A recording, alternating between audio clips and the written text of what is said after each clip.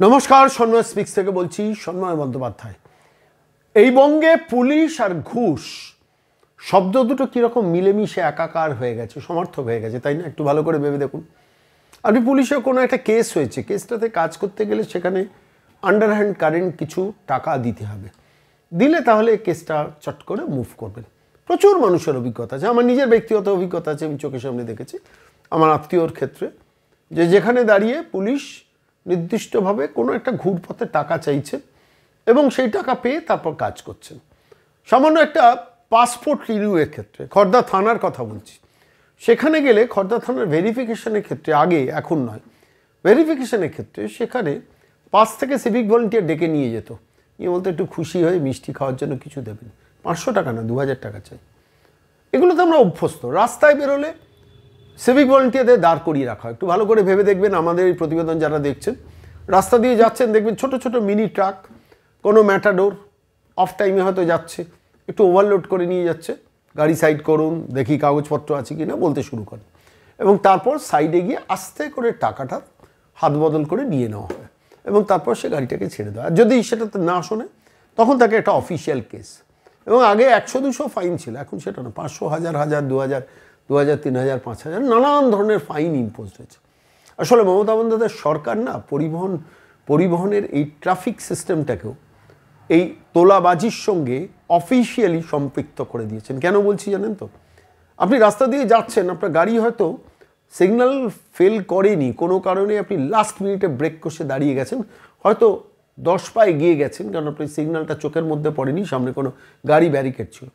Police আসবেন, আপনার গাড়ির ছবি তুলবেন, অনলাইনে আপনার ফাইনটা আপনার কাছে পৌঁছে যাবে, আপনাকে সেই ফাইনটা দিতে হবে, অর্থাৎ এক ধরনের তোলাবাজি।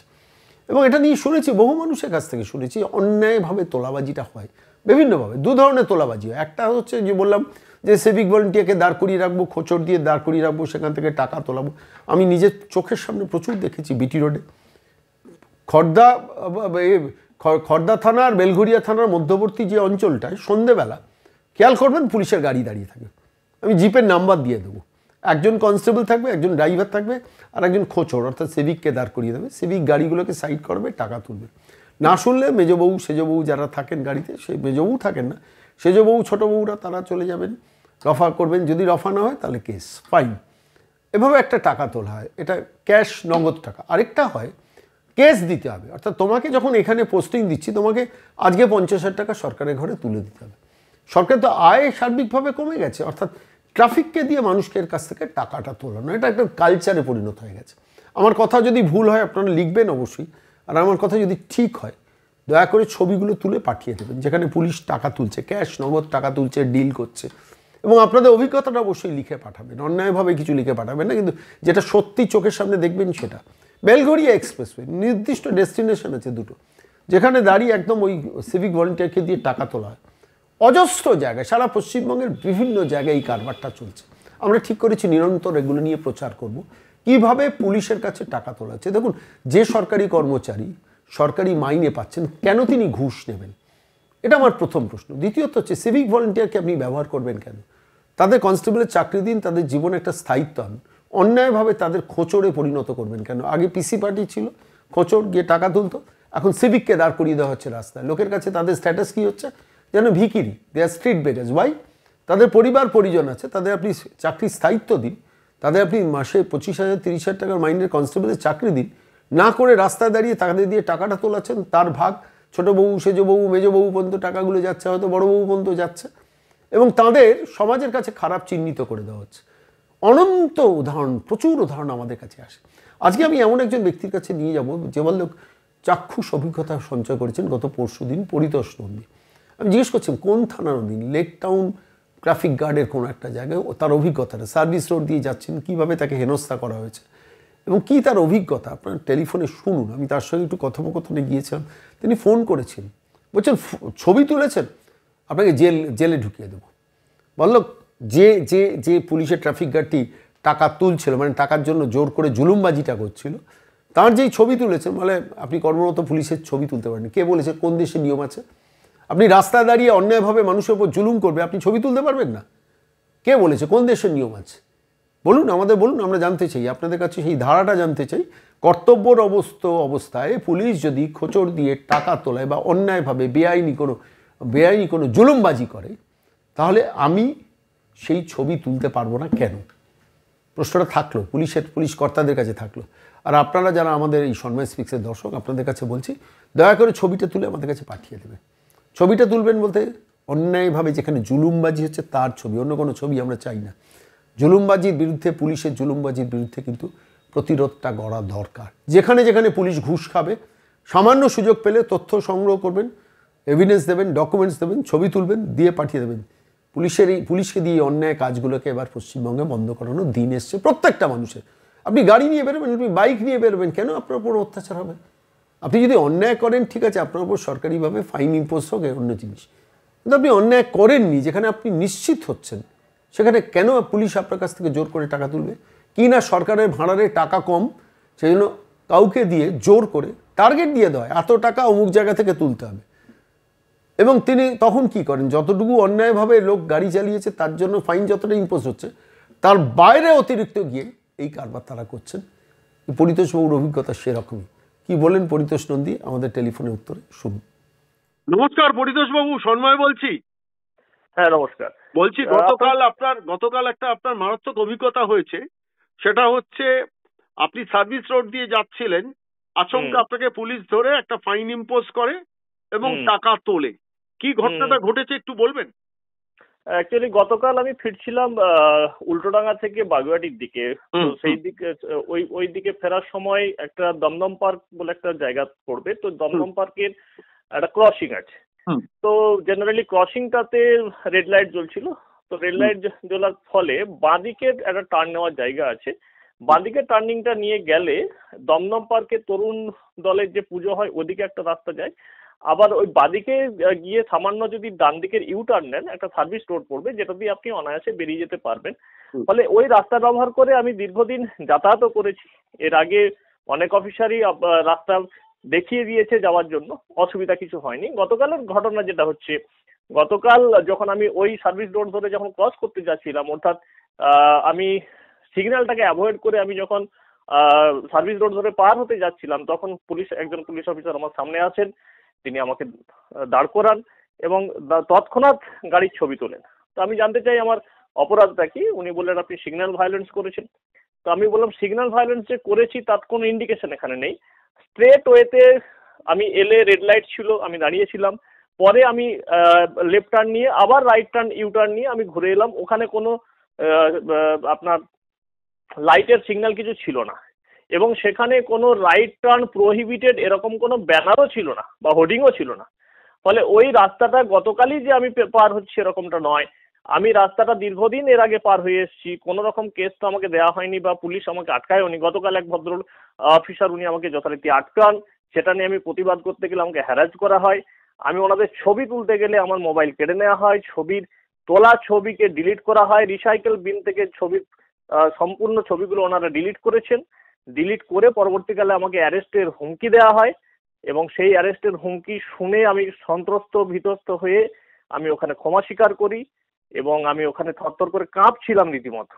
তারপর জল চেয়েছি, জল দিয়েছেন ওনারা, আমি খেয়েছি। সেই জায়গা থেকে আমি ক্ষমা স্বীকার করে একটা 500 টাকার কেস আমাকে দেওয়া হয়েছে গাড়িতে, বাইকে। তারপর আমাকে ওখান থেকে ছাড়া হয়েছে। আচ্ছা, আপনাকে আমি একটা কথা জিজ্ঞেস করি, আপনাকে কি বলা হয়েছে আপনি ছবি তুলতে পারবেন না? অন ডিউটি অফিসারদেরকে ছবি তোলা যায় না, এটা আইনত অপরাধ। আপনাকে একটা কথা বলে রাখি, সেটা হচ্ছে অন ডিউটি অফিসার যদি দাঁড়িয়ে থেকে অন্যায় কাজ করেন বা ঘুষ তোলেন, সেটা আইনত পারমিসিবল, তাই তো? সেটা ওনাদের বক্তব্য অনুযায়ী তাই দাঁড়াচ্ছে, সেটা আইনত পারমিসিবল। এই যে দীর্ঘদিন ধরে আপনার খুব বাড়ির কাছে বেলঘরিয়া এক্সপ্রেসওয়ে, আমি ঘটনাচক্রে বিভিন্ন সময় ইলেকট্রনিক্স মাধ্যমে চ্যানেলে যাওয়া আসার সময় দেখি অন ডিউটি পুলিশ অফিসাররা সিভিক ভলেন্টিয়ারদের দিয়ে দাঁড়িয়ে থেকে টাকাটা তোলেন। আমি যদি ছবিটা তুলতে যাই তাহলে সেটা বেআইনি, তাই তো? হ্যাঁ, ওনারা টাকাটা তুলছেন সেটা হয়তো আইনি, কিন্তু আমি ছবি তুলতে গেলে বেআইনি। এবং এই ঘটনা এর আগেও ঘটেছে আমাদের স্থানীয় এখানে অর্জুনপুরের বাজার আছে, সেটা বাগুইআটি থানার খুব কাছে, ঢিলছোড়া দূরত্ব। এবং ওখানে ওই রাস্তাটা বাগুইআটির যে অর্জুনপুরের বাজারের রাস্তাটা, ওটা পিওরলি বাজার, একটা বাজার। সেখানে না চলে অটো, না চলে বাস, না চলে ট্রাক, না চলে লরি, কিছু আপনার রিক্সা ইত্যাদি ইত্যাদি মোটরসাইকেল সাইকেল যায়, পুলিশ ওখানটাতে দাঁড়িয়েও আপনার ওই রাস্তাতে দাঁড়িয়ে পুলিশ আমি দেখেছি রীতিমতো কেস দিচ্ছে, ধরপাকড় হচ্ছে ইত্যাদি। রাস্তা তো মেন রোড তো ছেড়েই দিন, বাজারে ঢুকে যদি পুলিশ এইভাবে আপনাকে হ্যারাসমেন্ট করে। আমি একটা সবজি নিতে গেছি, আমি একটা শাক কিনতে গেছি, আমি একটা স্কুটি নিয়ে বেরিয়েছি, আমি বাড়ি থেকে, আমি হয়তো অর্জুনপুরেই থাকি, আমি হেলমেট নিয়ে বেরোইনি, আমাকে ধরে 500 টাকার একটা কি 1000 টাকার ফাইন লাগিয়ে দিচ্ছে। এই যে একটা নৃশংস অত্যাচার, সেটা সর্বত্র। আপনি নাগের বাজার বলবেন, যশোর রোড বলবেন।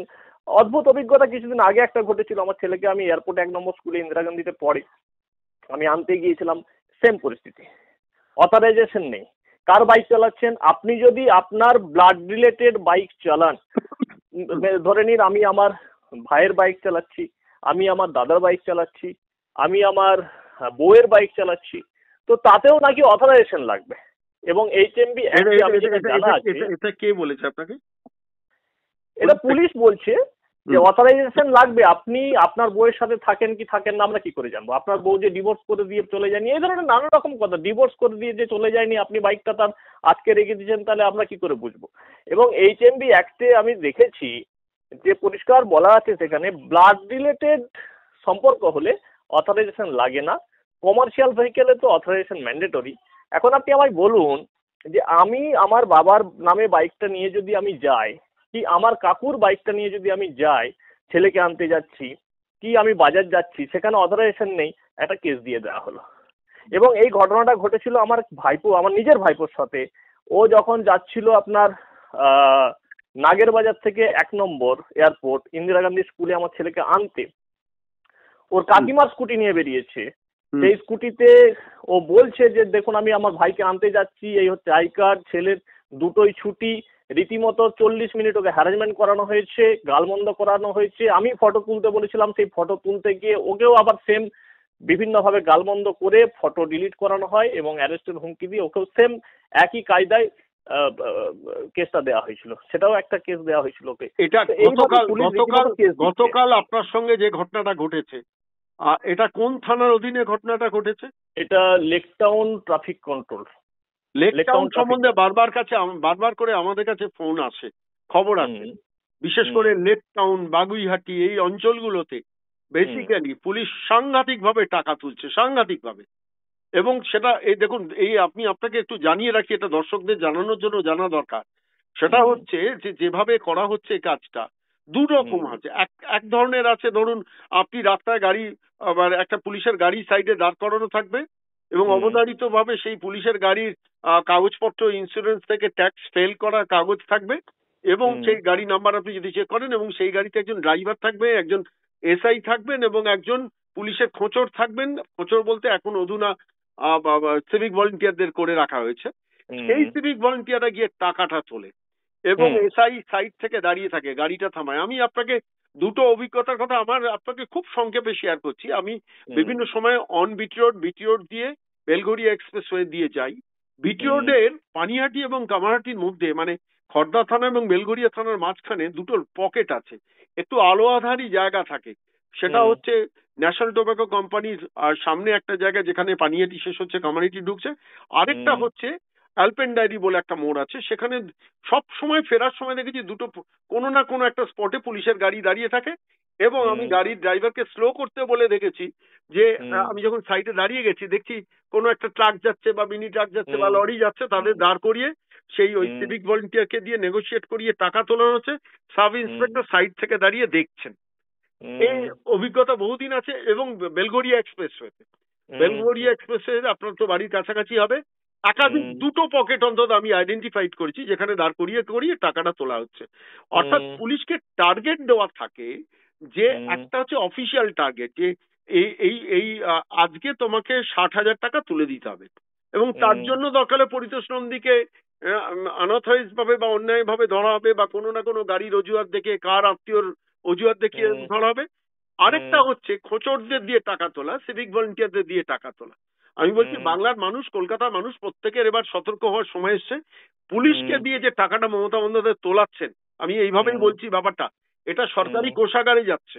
এই যে 50,000 বা 60,000 বা 70,000 টার্গেট পুলিশকে বেঁধে দিয়ে বলা হয় যে আজকে তোমাকে ওখানে ডিউটি দেওয়া হচ্ছে, তোমার 70,000 টাকা তুলে দিতে হবে, এবং তার উপর ডিপেন্ড করবে ওই পুলিশের ওই ট্রাফিক গার্ডের পরবর্তী পোস্টিং। মানে এটা ভয়ানক অবস্থা চলছে। এটা বাংলার মানুষ সেটা নিয়ে, কলকাতার মানুষ সেভাবে আমরা আলোচনা করি না, ইলেকট্রনিক্স মিডিয়াতে আলোচনা করা হয় না। আপনি বাড়িতে যাচ্ছেন, আপনার গাড়ি ড্রাইভার কেস ফেল করেনি, আপনি পরে 2 দিন বাদে দেখলেন আপনাকে একটা কেস দিয়ে দেওয়া হয়েছে। এখন তো অনলাইন সাবমিশন, ওই ছবি তুলে করা হচ্ছে, ছবি তুলে আপনাকে একটা ফাইন। গাড়ি হয়তো গ্যারেজ থেকে বেরোয়নি, বাড়িতে কেস এসে যাচ্ছে, এরকম এরকম প্রচুর অভিযোগ আমিও অতীতে পেয়েছি, বিভিন্ন লোকজন ফোন করেছে। ঠিক আছে পরিতোষ বাবু, আপনার ঘটনাটা শেয়ার করলেন, আমরা বাংলার মানুষকে জানাচ্ছি, এবং অবশ্যই আপনার মতো অভিজ্ঞতা যাদের হয়েছে তাদের বলবো যে আমাদের টেলিফোনে ফোন করতে। আমরা এই তথ্যগুলোকে বাংলার মানুষকে জানাবো, কলকাতার মানুষকে জানাবো যে এই পুলিশকে দিয়ে এইভাবে অন্যায়ভাবে মানুষের কাছ থেকে অন্যায়ভাবে যে টাকা তোলা, এটা বন্ধ হওয়া দরকার। যার যেখানে যা অভিজ্ঞতা হবে দয়া করে আমাদের কাছে জানাবেন। অনেক ধন্যবাদ পরিতোষ বাবু সঙ্গে থাকার জন্য। Thank you.